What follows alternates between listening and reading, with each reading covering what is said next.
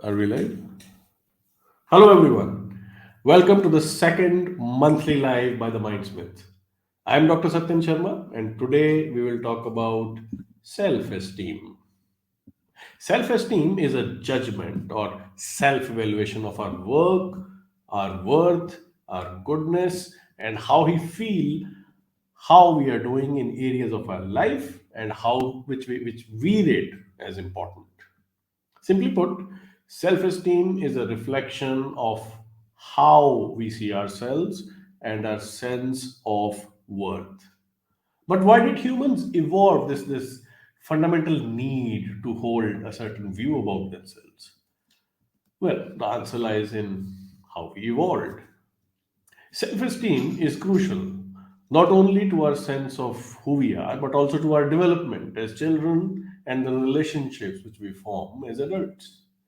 But it's hard to feel confident in a culture that's almost always telling us to be more and to do more. Around 85% of the people of the world are affected by low self esteem. Now, this issue is more prominent amongst young people. But of course, self esteem problems can influence people in all age groups around the world. Low self esteem leads to a negative view, and like a little biting virus or a parasite, it gets into our thoughts and it leads to consistently self defeating behaviors. The rise of social media and this culture of filter photographs have created unrealistic expectations for us regarding our physical appearance. And we often find ourselves constantly comparing our own lives to the lives of those which we see on these screens online. Unfortunately, issues of low self esteem are linked to a number of significant problems with brain health. Low self esteem is a thinking disorder or a distortion that has been linked to high school dropouts, violent, aggressive behavior, even death by suicide, and very low academic achievement. I want to tell you about this study that was conducted by the Body Shop on self esteem with 22,000 people across 21 countries. This research was done to find out how people rate their self worth, their well being, and their happiness. This report was called as the Self Love Index. The average score on this self love index of these 22,000 people was only 53 out of 100. What it further revealed is that one out of two people worldwide feel that they have doubts when it comes to self love. And around 60% of people wish that they had more respect for themselves, especially women. You know, 37% of the single women and 38% of the women from minorities ranked in the lowest quartile of the self love index, compared to only about 21% of the married and 25% of non minority women. Another group which fared very poorly on this scale were the LGBTQ plus people.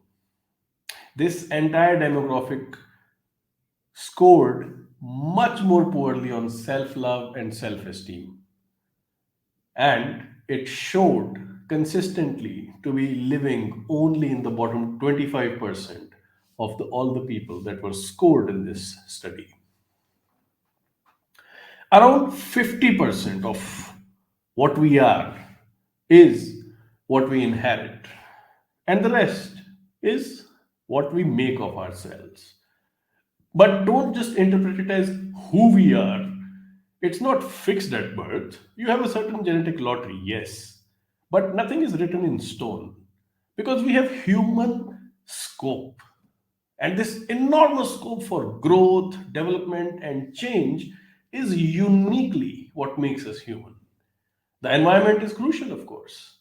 Parenting, schooling, pastimes, sports and recreation, and relationships. They make up majority of what we are going to become.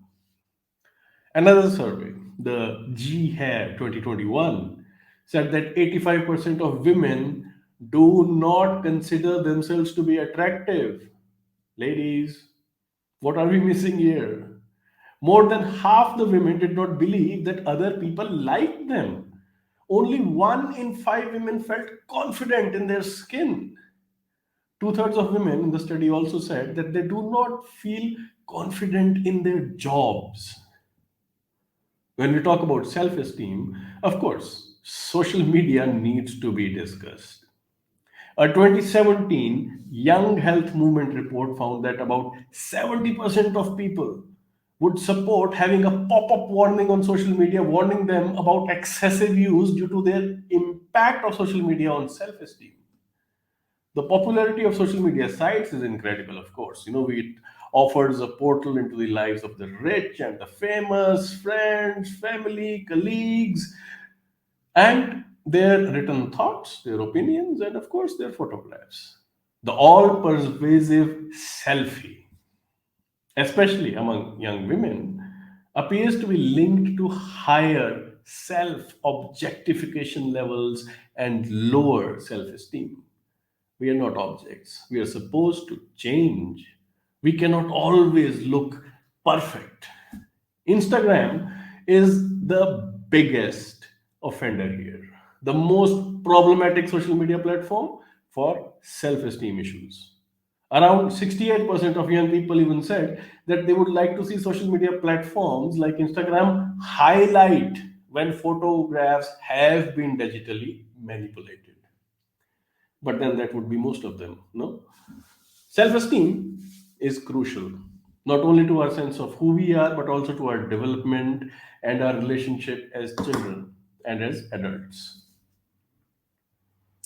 As self esteem is an overall judgment of one's self worth, and healthy levels must be maintained, or people risk feeling worthless and even disliking themselves. In 2020, the UK government surveyed 7,800 adults about their perception of their body, its appearance, and its shape. 61% of adults said that they either felt negative or very negative about their body image. 66% of children also felt the same. Young people are more likely to suffer with low self esteem based on bodily appearance. 65 of kids under 18 thought that there was an ideal body type and they should be aiming for it. Only 45% of adults, thankfully, felt the same. Almost 6 out of 10 women reported feeling negatively about their bodies. This recent study with Wealth IR Network found that 79% of women admit to having struggled with self esteem at some point in their lives. I mean, that's 8 out of every 10 women you meet on the street will admit to having struggled with feeling like these. High instances of anxiety and depression are directly linked to self esteem. So it's important to understand that these factors are more likely to create esteem issues. Just a second.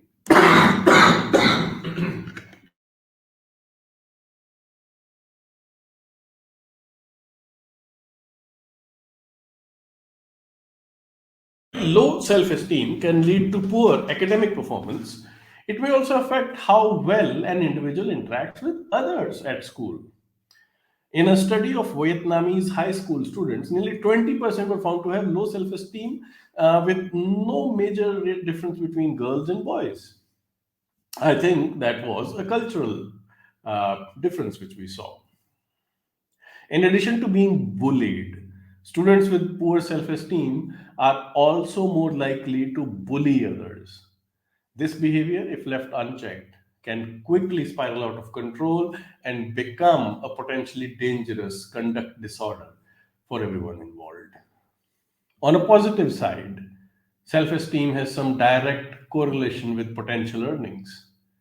According to the study by University of Messina, individuals who possess a high level of self-confidence earn roughly $7,000 more per year than their peers with poorer self-esteem.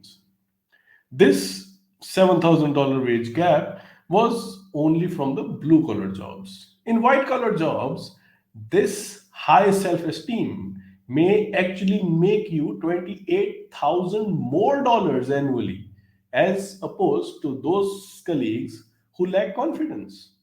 This report found that self esteem can lead to up to 1.2 million of lost earnings over lifetime.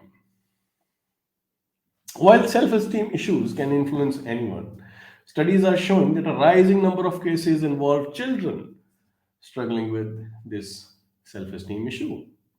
NHS in England found out that there have been a 77% increase in the number of children needing specialist treatment for issues starting from self esteem.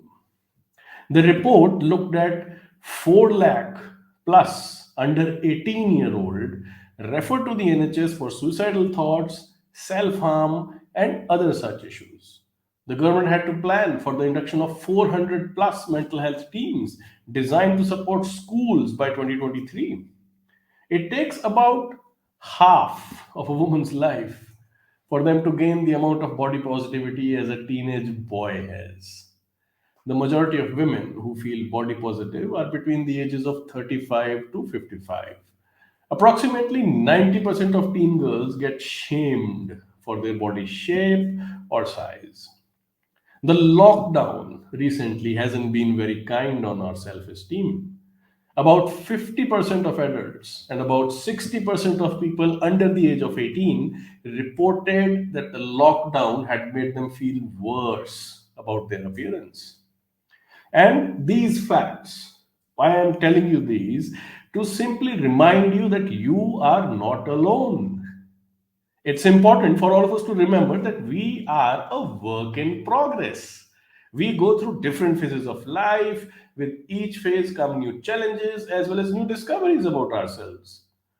Today would be a good day to start looking at yourself in the mirror with a new outlook. Be more kind, more affectionate, and more respectful. And I'm going to share a very simple technique that can possibly help. Pick an easy area to work on.